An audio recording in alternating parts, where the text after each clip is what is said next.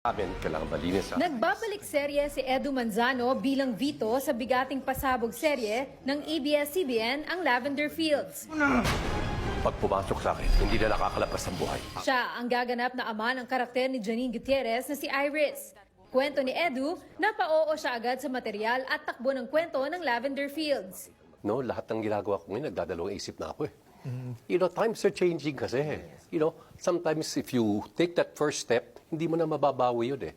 So before you take that big leap, make sure that you know kung ano yung mga pluses and mga minuses. Puno naman ng paghanga si Edu sa kanyang ex-wife na si Diamond star Maricel Soriano, na kasama niya rin sa serye.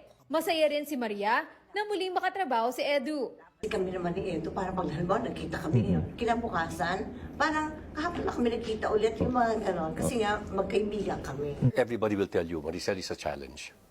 You know, kahit anong eksena, kahit di siya nagsasalita. You know, I have a wonderful, not just working relationship, but a wonderful friendship with Maricel. Para kay Maricel, kakaiba ang kanyang role sa Lavender Fields kumpara sa mga dati niyang papel na ginampanan. Because it's different.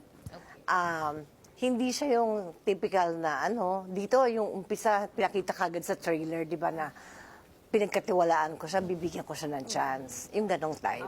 Mapapanood na ang Lavender Fields simula August 30 sa Netflix, August 31 sa I1 TFC, at September 2 sa Kapamilya Channel, Kapamilya Online Live, A to Z at TV5.